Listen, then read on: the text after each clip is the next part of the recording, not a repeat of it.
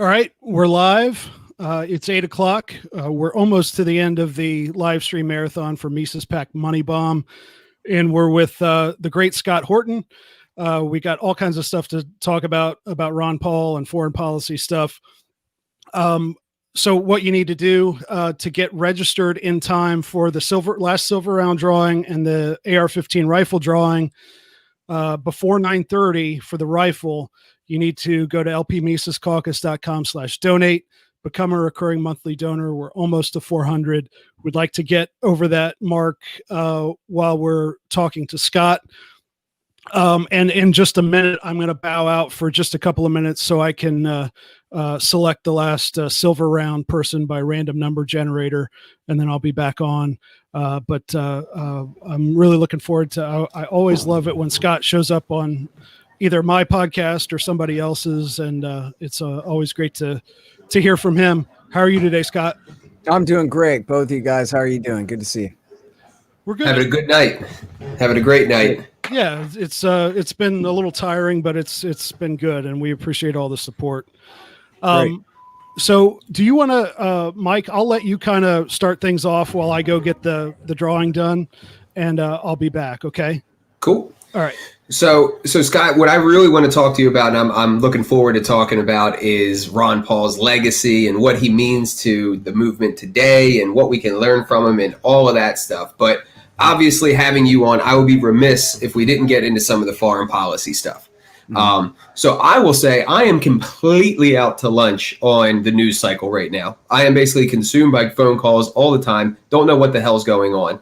So can you give me a rundown, a briefing of what is going on in Belarus, as if you're talking to somebody who has no clue what the hell is happening?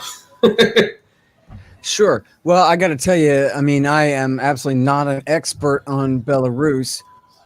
So I'll plead ignorance up front, but I can tell you what it is that I know about it.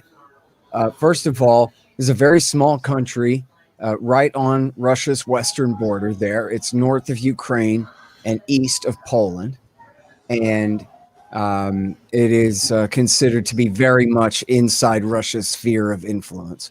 When the Warsaw Pact and the Soviet Union was breaking up, Belarus and Ukraine were the last two countries that were still considered Soviet republics and part of the USSR up until the very final end and dissolution of the USSR. And now the leader there has been in power since the mid-90s. And, you know, he stands for election, but it doesn't seem like there's much room in the country for real dissent or any real powerful political parties to oppose him. I don't know that he's, you know, an outright dictator. But he's certainly not a real Democrat in any real sense either. And in terms of human rights abuses and all that, I think, you know, in terms of political liberty, civil rights and civil liberties there, I'm sure they're in the lower half of the scale, however you measure it. But look who's talking. But anyway, so, you know, there's no indication that he's a good guy or anything like that, but that's not really the issue, of course, especially as far as America is concerned. The recent controversy, of course, is over a disputed election, which may or may not have been rigged. I don't know. I guess it's fair to presume the guilt of the current regime, that they made sure to stuff enough ballots. But there's a pretty, you know, large dissident movement on the losing side. And in this case, it's a prominent blogger who was arrested for, as far as I know, free speech, you know, political type activities, political prosecution. He was arrested. There may be more to it than that, but as far as I know, that's the case. And then his wife ran sort of in his stead and lost, but, you know, did okay or something like that. And so I don't know how much you know about the way that this goes in the past, but we've seen this really since the very end of Bill Clinton. But the worst period of it was during W. Bush, although, of course, Obama kept it up too. And that is what Justin Raimondo called the Ukrainian template. And that is the color-coded revolution. And what the way it works essentially is when the side that America doesn't want to win an election wins an election, America's supported groups refuse to accept that, stay out in the street, do everything they can to destabilize the situation and try to force some kind of compromise, some kind of power sharing, a military coup, a new election, some kind of way to end up getting their way. And they did this originally in Serbia against Milosevic in 2000 and against Edward Shevardnadze in Georgia in 2002 in what was called the Rose Revolution. And he's a great example of this, really. The Rose Revolution is a great example of this because Edward Shevardnadze was a really bad guy. Despite the fact that he had helped Gorbachev to dismantle the Soviet Union and end the Cold War, he, at the same time, when he was in charge of Georgia, he was known as a really bad guy, a dictator and a torturer. And yet that didn't make it okay that the Americans went and rigged the game and overthrew him the way they did. Then they did Ukraine in 2004, the Orange Revolution. They did the pink or yellow, sometimes called the Lemon Revolution in Tajikistan in 2005, which only lasted a little while. They won. Their guy won the situation, but only for a little while. They did the Cedar Revolution in Lebanon in 2005, which backfired, and Hezbollah showed out a much stronger force, them and their Christian allies. And there's a bunch of them. Dan McAdams is really the very best guy on this to go down the list. And Ramondo at antiwar.com did a great job of covering these. But probably the most important one for our purposes is the Barack Obama's government and their overthrow of the Yanukovych government. The same guys that Bush overthrew in 2004, Obama overthrew again in 2014. Even though they had been elected legitimately, Yanukovych and his people had been elected legitimately, Obama overthrew him, and that led to a terrible war in eastern Ukraine against the pro-Russia leaning factions who wanted to secede and go off with the Russians, which, by the way, Putin told them no. They voted to join the Russian Federation. He told them, you're not welcome to join the Russian Federation. Tough. That's what an expansionist he is. But anyway, and then so that seems to be the template for what's going on here in Belarus, and the Americans are playing both sides of it. You know, I interviewed Dan McAdams from the Ron Paul Institute about this late last week, and yeah, there you go. And really, he is great on this. And he explained about how Pompeo actually took a recent trip to Belarus, met with their leader, and the guy made the appropriate noises about how he wanted to sign a new gas deal with the Americans. Imagine they're on Russia's border. They're going to start buying natural gas from the United States, and America's, you know, willing to do everything they can to try to make that happen, to try to pry them away from Belarus. And, you know, the guy himself in charge, I forget how to pronounce his name, so it's hard to memorize. And I don't want to get it wrong. Lukashenko, I think it is. But I don't want to get it wrong, and I don't have it in front of me. But anyway, you know, he's a thorn in the side of Putin. It's not like he's a loyal subject of Vladimir Putin. He's trying to, you know, play both sides of the fence and play America and Russia's interest and their competition against each other so that he can, you know, get the best deal out of it. And so here he is trying to cozy up to Pompeo. And then here's the National Endowment for Democracy, which is just a dumbed down version, the coup d'etat version of the CIA these days, going and financing all of the revolution in the street against him and trying to overthrow him. And Dan McAdams warns, and I think that this is the most important point out of everything here, is that America's not going to win this one. And it's completely stupid that they're doing this. They should not be trying this.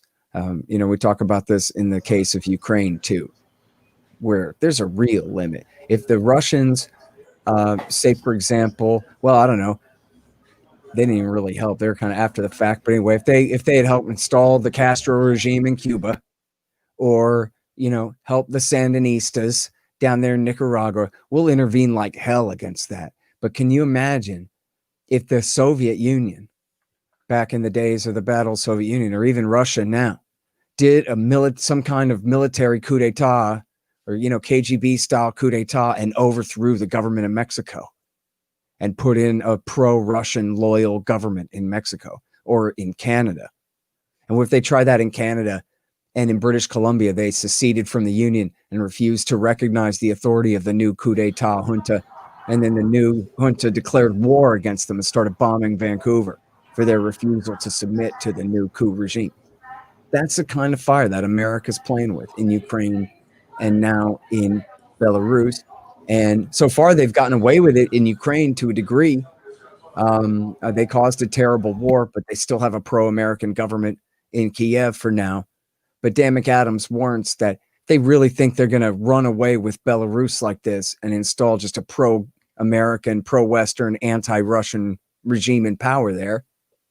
They're crazy. They're ignoring somebody help me. Is it the second law of thermodynamics, equal and opposite reaction? You can't mess with the Russians on their own border like that in that way and get away with it. You know, back when they brought the Baltic states into NATO, Russia was totally weak and Yeltsin was drunk on his knees, unable to do anything about it at all. The Clintonites blew him all these kisses and swore that this isn't against you. We're just expanding the club of social peace and order in Europe and all of these things. You can imagine if that hadn't happened then and they were trying now to bring the Baltic states right on Russia's border into NATO, what a threat that would be seen by Russia. You don't have to have any sympathy for Russia or their position at all beyond just a basic human rational understanding of what must their point of view be when America is messing around like this right on their border and taking over countries right on their border. And as they've tried to do, as Bush tried to do, to bring Ukraine and Georgia both into NATO. Only France and Germany stopped him from doing it. So what would you say is America's interest in this? Is it just kind of grand chessboard stuff? You know, geopolitical power, keep away from the Russians. Look, I think the deal is the presumption of all of these guys is that America must dominate the whole world, or else war might break out. And in fact, you hear them talk about America's liberal world order since World War II has kept the peace for 75 years. Just don't tell the Koreans or the Vietnamese or the Iraqis or any of the people who've died. But they're talking about major power war in Europe, especially. And you could extend that all the way through to Japan, you know, as a major power in the Pacific there.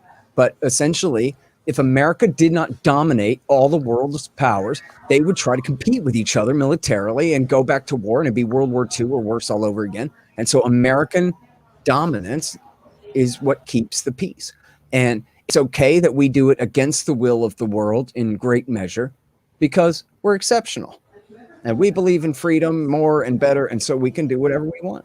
And from those premises, then, and, you know, there are a lot of vested interests who, you know, are involved in pushing this narrative, of course.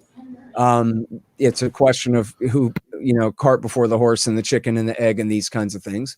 But there really is a belief in these doctrines.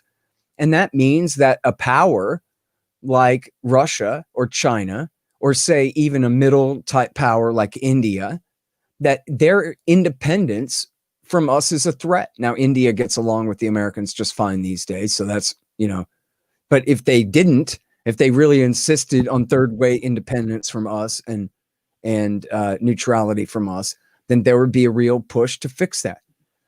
Because, and, you know, they're not a very militaristic state, so that's not much of a worry. But, you know, Russia and China certainly are. And the idea is that, yes, we'll break them up eventually. We will own the Kremlin again, like it was in the 90s, somehow. In fact, when America started the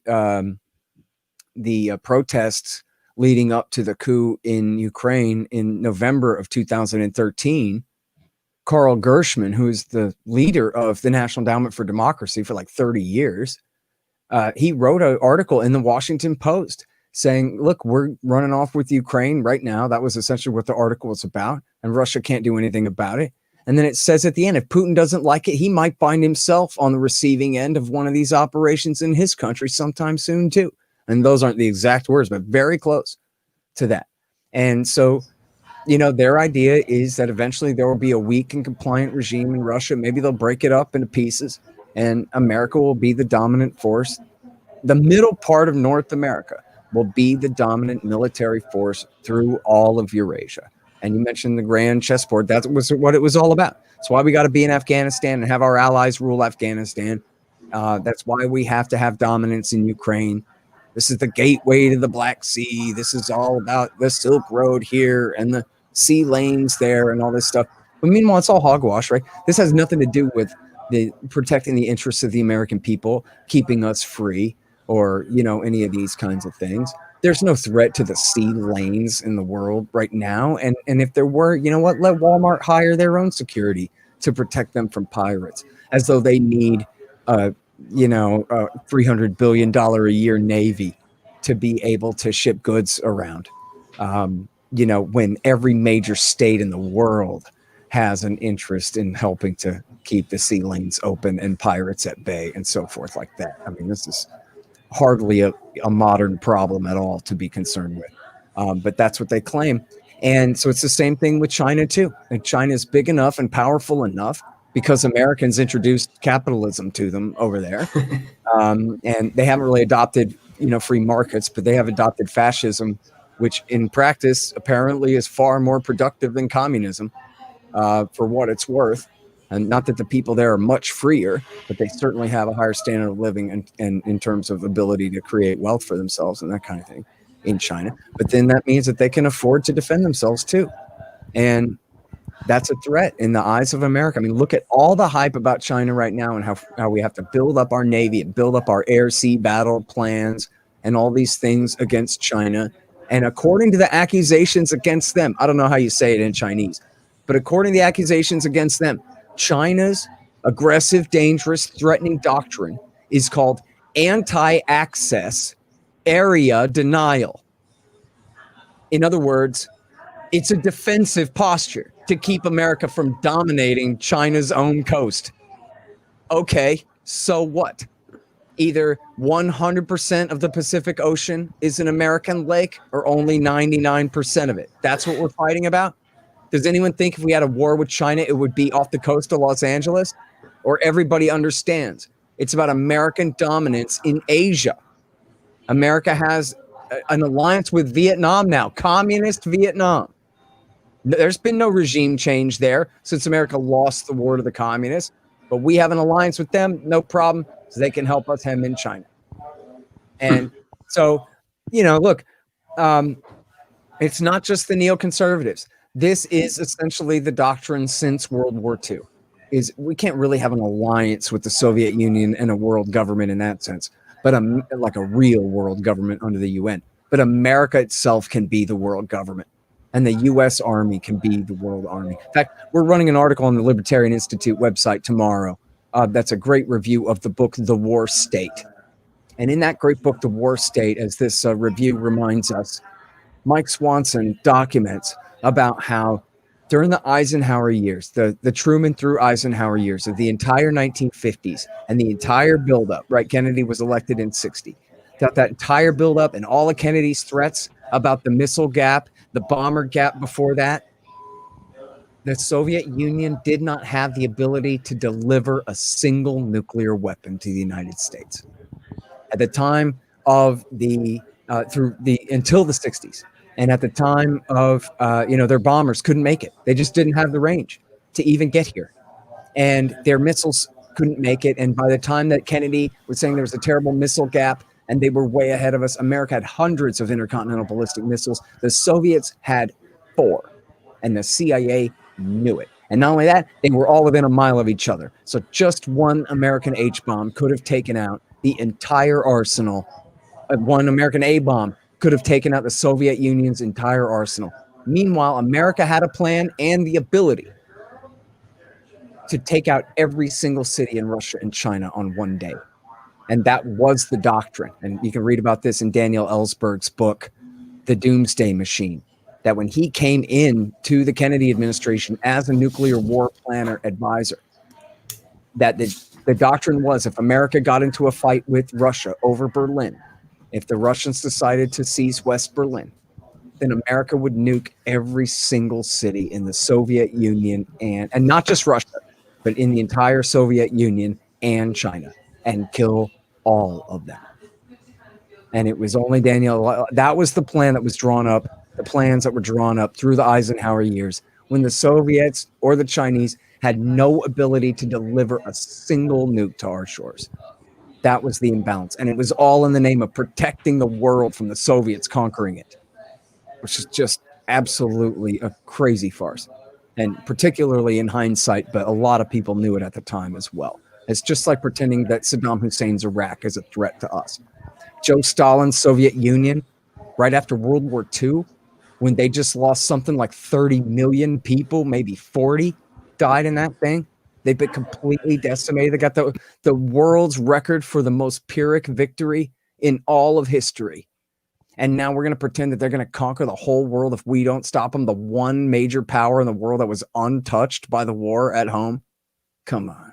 Yep. These guys are liars, man. They've been lying. They have to lie in order to justify what they're doing, because otherwise people wouldn't believe in it.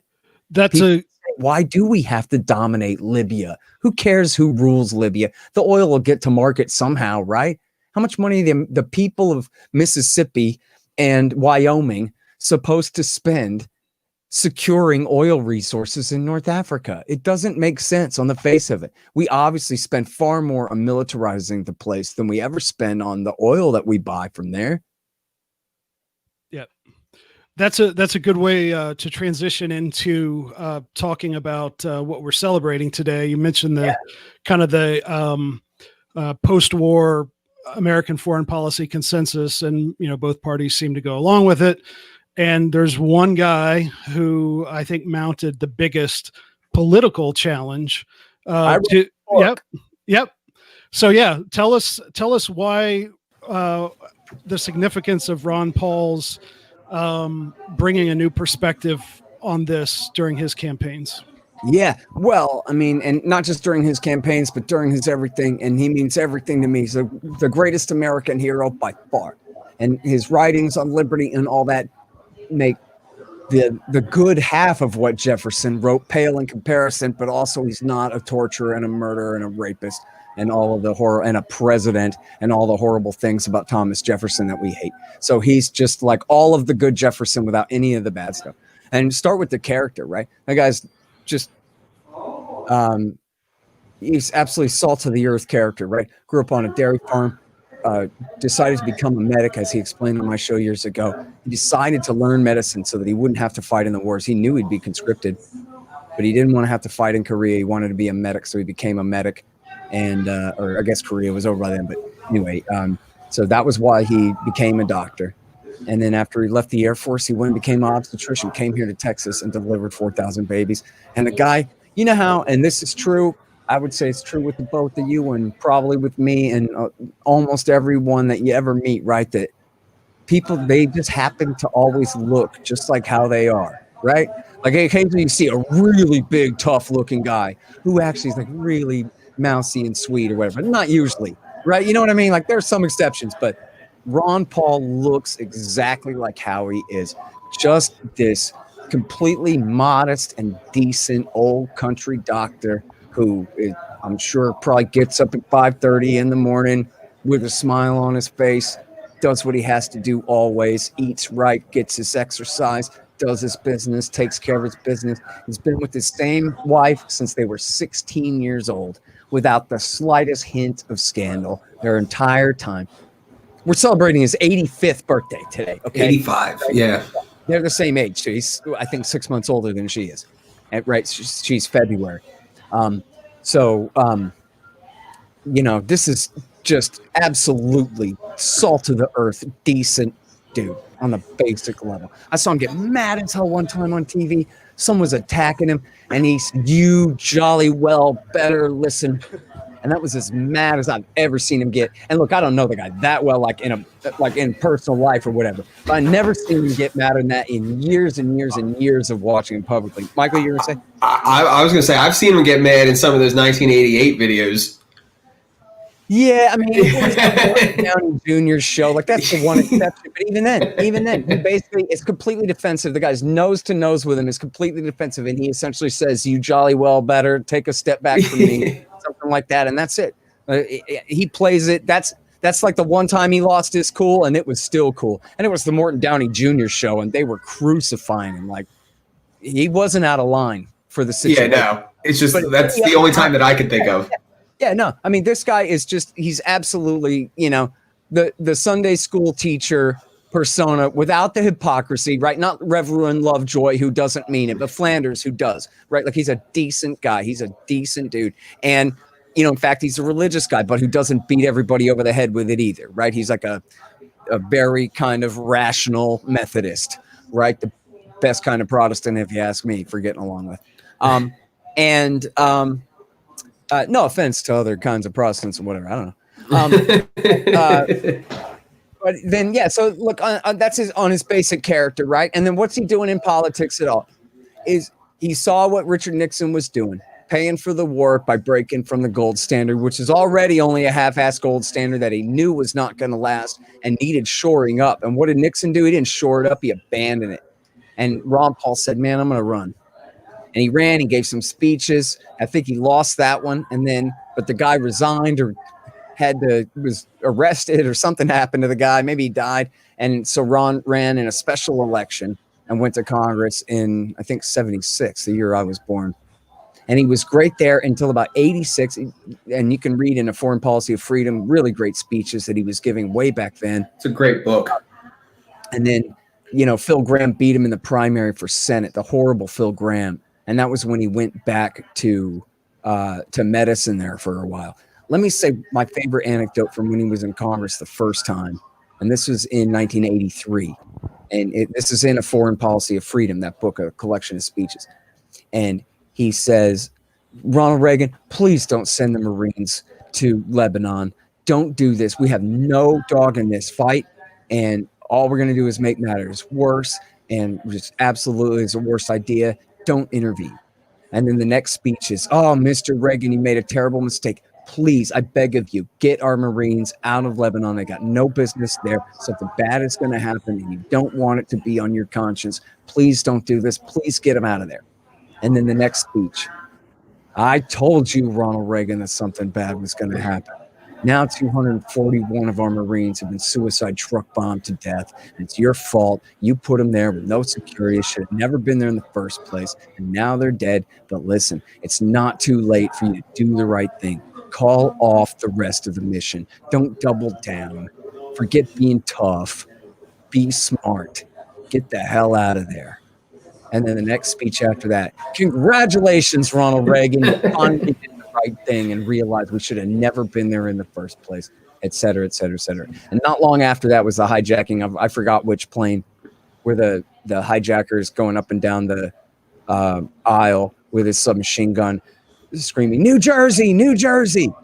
And the Americans on the plane didn't know what he was talking about. Why is this crazy Arab terrorist mad about New Jersey? What did New Jersey ever do to him? New Jersey was the name of a battleship that had been shelling Beirut and causing this terrible blowback. And in fact, as Danny Sherson says in his article on antiwar.com, or it's part 2 is today, the last one has the references. No, it's this one. I forget. One of the two, the Lebanon articles by Danny Sherson at antiwar.com has the quotes from Osama bin Laden talking about in the 1980s when he was watching what America was doing in Lebanon at Israel's behest there, and how that was part of what turned him against us way back when the CIA was still supporting him and his friends in Afghanistan. Yeah, one of my favorite anecdotes is it's actually in Swords into Plowshares, and he kind of talks about how young he was when the folly of war hit him. It was during World War II. I mean, he's that old. You know what I mean? That he lived back then. And he talked about, because he's German, and he was talking about how he was here with his family, and they had family back in Germany.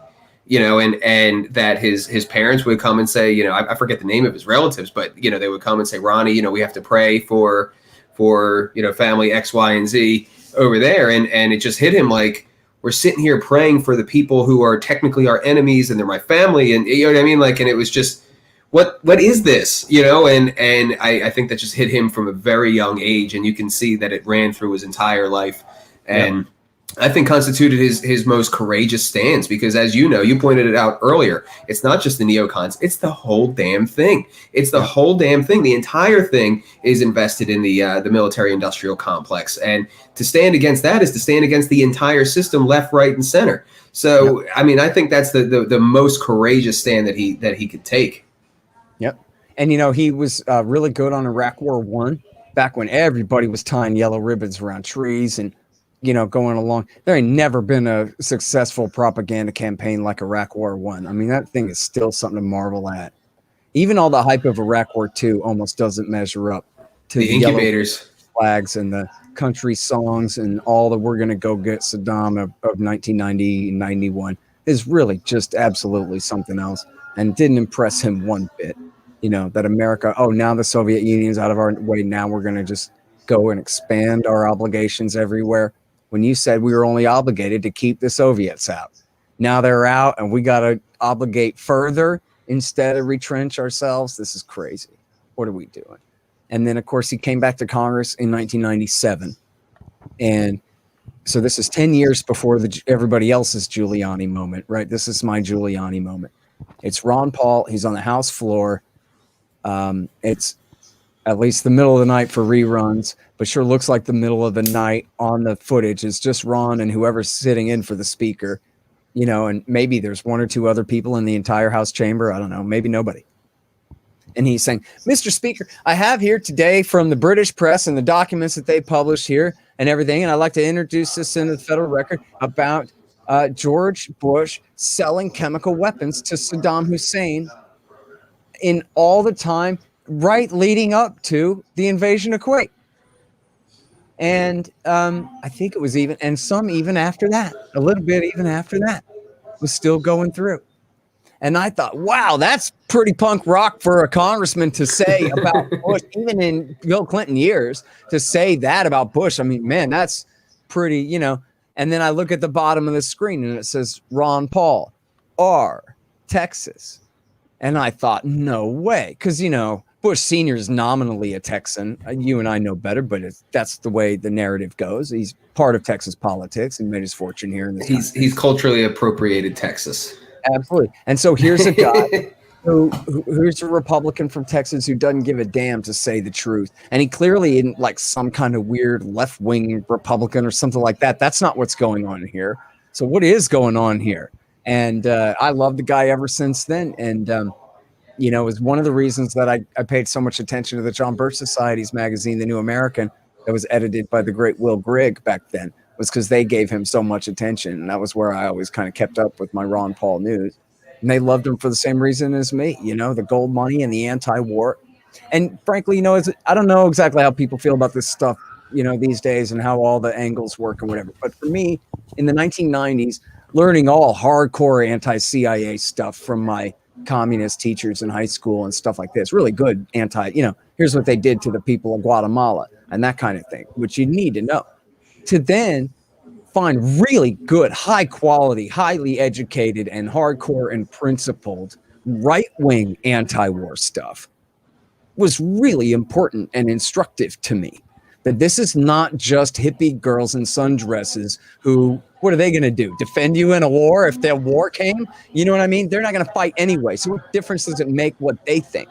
The question is, how necessary is this stuff? And here are people who, as right-wingers, essentially, rank American life and liberty and security and protection far above the lives of individual foreign civilians. It's just because they're built that way, kind of. No, I'm not really talking about Ron. He's a little more enlightened. But I kind of mean that whole sort of right-wing anti-war milieu around him, some of the Birchers and those guys, that if these guys are going to be anti-war, it's because they've got a real good reason. Pat Buchanan maybe is a great example to invoke here. He still stands by the war in Vietnam, the horrible, bloody 3 million dead catastrophe in Vietnam that we lost anyway. But hey, that was against the communists. So right, it's not like he's crying over the dead Vietnamese. That's not his point. He ain't crying over the dead Iraqis. It's just he knows we shouldn't be doing this for smart guy reasons, right? Not emotional, give peace a chance reasons, but smart guy, tough guy, smart, and former hawk says we shouldn't be doing this. We don't need to do this. And that's the same kind of spirit that Ron Paul brought to the thing too. You could imagine, both of you guys, if there was a real threat to the United States of America and we really had to defend ourselves from some foreign government attacking us, there's no question about Ron Paul's patriotism. He might be a medic in the thing, but It's not like he's just a pacifist who would rather die than defend America or something like that. It's just that he knows better. Simple as that. And all you have to do to know that is read the man and listen to his speeches. I don't know how many of those speeches still exist on YouTube as these channels come and go and are deleted and things, but there's so many great speeches that he gave on the House floor and everything under the sun, and especially foreign policy. And to me, and this is one more thing about this. So when I first started reading antiwar.com, they were linking to Ron Paul. And that's how I knew these are the good guys, dude. Look at what they're doing.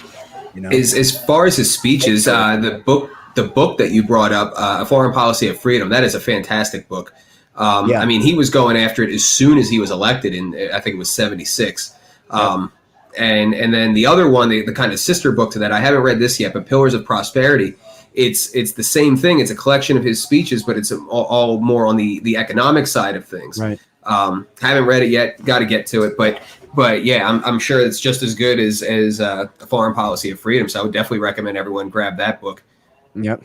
And then let me say that, this whole century, but especially, starting around the time of the dawn of the terror war, like here's a guy who's never impressed by any of these lies. And he may be the world's greatest expert at separating the wheat from the chaff and all of this stuff. He had his opinion from the very beginning was obviously bin Laden did it, but obviously he didn't do it because Islam makes him hate freedom. He did it because humanity makes him hate Bill Clinton and makes him hate the American empire and for what it does. And it's true that they are very different from us. But say, for example, when bin Laden says the Americans are just crusaders against us, they're Christian crusaders. And do you buy that? Do you think that the purpose of the war on terrorism is because George Bush is trying to take Jerusalem over for the Christians? That's the stupidest damn thing I ever heard in my life, right? That is not what's going on here. But bin Laden is telling his people they hate us because of who they are. Who they are makes them hate our freedom. That's what he's telling them.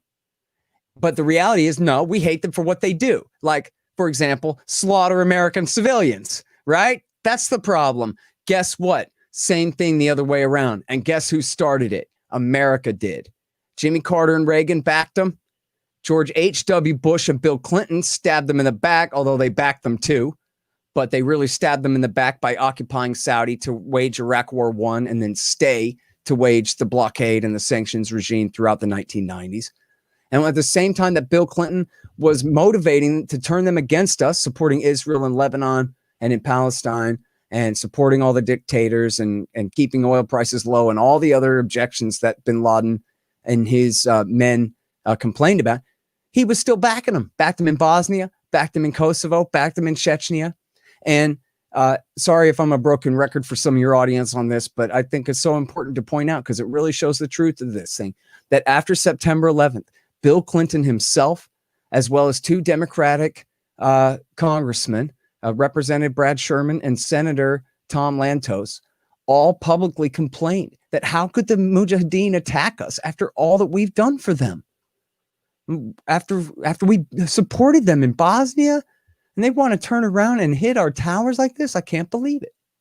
And so they had thought that they had bought these guys off. But of course, all the things that they were doing that had turned them against us in the first place were all those policies had remained. And so Ron Paul saw right through this. In fact, in my book, Fool's Errand, back there about Afghanistan, I have lengthy Ron Paul quotes in there from the dawn of the terror war that are so good, where he says, listen, we have to figure out a way to respond to this in the most minimal way, where the people who deserve what's coming to them get what's coming to them, but nobody else does. And that when we refuse to fall into the trap of making their narrative about us seem true, and refuse to fall into the trap of doing their dirty work for them and turning more people of the Middle East against us when we have enough problems as it is right now. And just, man, he called it so right. He said, if you have to go to Afghanistan at all, he said, you should negotiate bin Laden in the first place, which they didn't do. He said, if you have to go at all, you should get out as fast as you possibly can, call the whole thing off. In fact, he issued a bill, the Posse Comitatus Act, which said essentially that it's two things. Part of it is that you would hire privateers to go and do the job, or at least you would put bounties on the head of the people who are deemed to be guilty. And then you could still send special operations forces after them. But the point being is it's a declaration of war against a very small group. A letter I had never heard of letters of marque and reprisal before that. Yeah. I never even knew what that was. So essentially what it is it's a warrant from the Congress, a declaration of war against a pirate ship or a group of pirates, and that any privateer out there on the high seas, if you kill these pirates, we will not hold you liable for killing their asses. Go ahead and kill them, and we'll even pay you if you do. That was where it came from. And in fact, it was outlawed by the Treaty of Ghent or something in 18 something or other, but who cares, right? Like in the case of bin Laden, it would have been absolutely perfect. And Ron Paul said, look, this is what we'll do. We'll make it where if you kill this guy, we'll give you a ton of money. But if you kill anybody else, any innocent people, well, you go to the chair, right? You go to prison. He's not for the death penalty, but you go to prison if you kill any innocent people. But if you kill the guilty for us, we'll make you and your family a fortune you'll never believe, right? That would have been the deal. And then call the whole thing off as soon as practically possible after that, until the whole Middle East. We shouldn't have stayed. Hell, we were only trying to protect you from the Soviets, but they're gone. And it's time to come home, and that's it. The whole terror war, if Ron Paul had been running it, the whole terror war would have been over. Like, say, for example, that he had won the election of 2000 and was in there in 2001. Probably the attack wouldn't have happened because he'd have called off all the policies that provoked it in the first place. But let's say it was too late for that. Right? Let's say Bill Clinton hung on to power until August, and Ron Paul was only just getting in the chair in September when the attack came. Then still he would have taken the absolute most minimal approach because he was smart. Look, he was asking himself, not what can we do to take advantage of this, the way Dick Cheney and Condoleezza Rice admittedly were, right? He was saying, what is the wisest way to handle this? If a terrorist is trying to provoke a reaction out of us, then we better be really calm and really quiet and think really hard and really smart about how to respond instead of reacting, instead of making ourselves their puppets. Now, that doesn't mean that Bush was an innocent victim just because he fell for this. What bin Laden was betting on was that Bush would cynically exploit the chaos in order to make matters worse for America. As his son explained to Rolling Stone in 2010, he preferred Bush to Al Gore during the recount and everything in Florida in 2000 because Bush was the dumber one. Bush was the one who would be easier to provoke into doing something cynical / stupid and drive the empire into the ground. And so here Ron Paul has said all this time, we're not supposed to be an empire anyway. So we don't need to give in to some terrorist demands. It's against our Constitution, which describes a limited republic. It's against our Constitution to be a world empire. And so the fact that we were even in a position to fall for bin Laden's plan to double our empire in the Middle East and make matters that much worse just goes to show that we shouldn't have been there in the first place. And if we weren't, by the way, supporting all those dictators, which was one of the big motives for bin Laden to attack us, the bin Ladenites were in no position to overthrow those dictators. The bin Ladenites were like 400 men in 2001. They couldn't overthrow Hosni Mubarak in Egypt. They couldn't overthrow King Fahd in Riyadh. They didn't even control a single county in Afghanistan. And Ron Paul saw through all of the narratives, all of the propaganda about this, and said what we should do, the right thing. So, Scott, I swear I could listen to you all night. But we are running out of time for our stream. We've got to bring on gold. He's good on guns. He's good. The reason I knew all about really understood the dot-com bubble in the 90s, Ron Paul. And the reason I really understood the housing bubble in the 2000s, Ron Paul. And you know what? I've interviewed him 30 times. That's what this book is. This is my transcripts of speeches. Of my interviews of Ron Paul. 40 interviews, right? 39 interviews, I think. And he's right about everything. And when I asked him, even during the elections, it was for a nonprofit institute, antiwar.com, so we couldn't ask him about the campaign. So instead, I'd be like, so what do you think about the news about Korea? And the man's an absolute expert on Korea. I'd ask him about Somalia, and he would have an answer, like a real answer, not some prepared talking point thing. Well, let's see. I read 10 articles about Somalia in the last month, and here's what I think about it. That's what you get from Ron Paul. Like, he really knows about all of what he's talking about every time, and never bluffing, and on the right side of everything. I mean, what was he ever bad on? He voted for a couple of immigration bills that I would have not voted for, but I refused to care about that. They weren't the worst ones, and it's just marginal stuff. And absolutely a good faith disagreement at worst anyway, but absolutely marginal compared to every other thing he did. This is a man who every year in Congress introduced an amendment to repeal the 16th Amendment and abolish income taxation from this land. Talk about ending the wars. That's the end of the wars right there. Absolutely. And so he is, I'm sorry, I only barely scratched the surface of describing why it is a true fact that Ron Paul is the single greatest American hero ever and the greatest parliamentarian and lawmaker in the history of mankind, going back to ancient times and papyrus scrolls. Yeah. Well, Scott, like I said, I really could listen to you all night, and but unfortunately, we are coming to the end of this stream. But couldn't have had anybody better for that. So thank you very much. I'll be in touch, and we got to have you back on the podcast to keep going. Yep. Anytime, man. Happy to do it. Thanks, guys. Appreciate it. Have a great night. Bye, Scott. You too. Yeah, and that's what it's like to have a phone call with that guy. It's like a bonus episode. I was about to say the same thing because I've actually done a little bit of work for him. I actually copy edited the Great Ron Paul book, and we've talked about some other projects and stuff. And getting off the phone with him is exactly like getting out of a podcast with him. But yeah, it's like you got to stop him at some point, but you don't want to, but you have to. Yeah. But unlike most people who are kind of hard to end a conversation with, I still want to hear what he has to say. Exactly. All right. So we've got Constantine with us again from HD Defense. Constantine, we need you to give us one more little show off of the rifle because we are cutting off entries for the rifle at 9:30. So where are we at? I don't know that we've crossed 400 donors yet. We're at 389, so we need 11 more to hit the goal of 400. So I hope we can get that during Tom Woods. But why don't you give people one more look at what they've got a shot at? Well, honestly, I'd actually like to talk a little bit of trash real quick. So before you guys actually chose our Genesis rifle, you asked if people wanted one of these antiques. Like, I mean, I'm an AK guy. I got mine sitting right there. This is America. Like, what the safety gets in the way of running the bolt. The safety, it's all the way over here, and like you gotta get the whole way over here. It's on the other side. Who put that there? Who's that? Kalashnikov, right? Yeah, Автомат Kalashnikov. But and don't get me wrong. I was born in the former Soviet Union. Unless I run for a president, we can have that debate then. But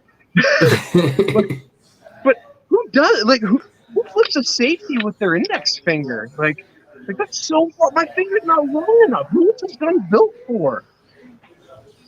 So let's talk about some modern creature comforts here, ladies and gentlemen. So back to the HD Defense Genesis rifle. Check out where the safety is, like where your thumb is. What a crazy idea! I can engage that without taking my finger off. Like here I am. The trigger's right down here. The mag release is here. Like how easy is that? Drop the mag. There it goes. Stick it back in. There's no rocking. There's no technique. It's ready to rock and roll. It can be a little clumsy to load those mags into the AK. I will give you that for sure. No, I like to rag on the AKs. I mean, my very first semi-auto was a Saiga, and I loved the AK-47s, and then they started going up in price, and they started getting really expensive, and eventually I bought my first AR and fell in love with it, and I never thought I'd have a company that's what we make, but here we are, a decade later. But Yeah, so couple other things I'll bring up about about our guns. So something that you get from HQ Defense that you don't get from a lot of the bigger brands. Uh, there's a brand out there.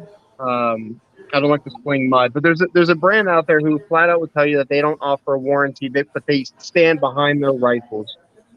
It sounds like some made up bullcrap to me. But we actually offer a real deal lifetime warranty. If you have any problems with your gun, it's a tool, it's mechanical, it's a machine. If you have any malfunctions, anything at all, please don't hesitate. Reach out to us. We will absolutely take care of it.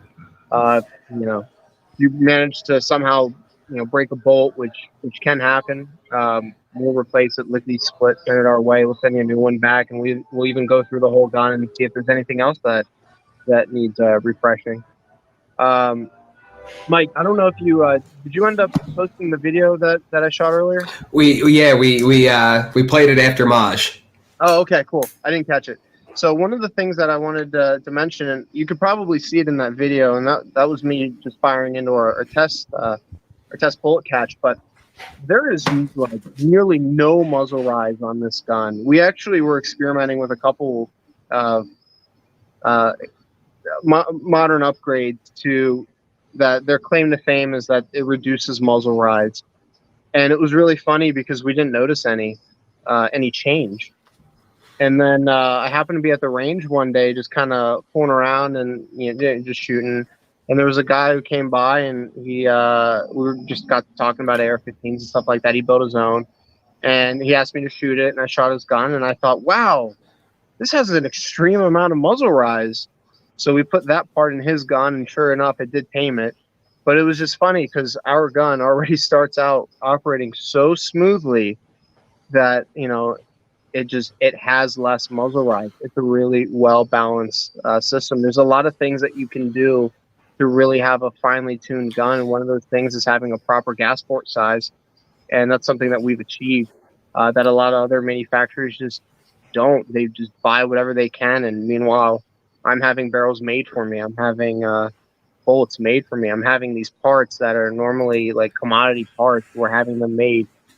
So all right, Constantine, yeah. I'm sorry to cut you off, but we are 5 minutes until the next stream. It's the final stream. It's the giveaway. So I got to cut you off, unfortunately, and we got to jump over to that stream. So, again, last chance to enter before this interview with Tom Woods. We're cutting it off at 9:30. TakeHumanAction.com. That's the yeeter right there.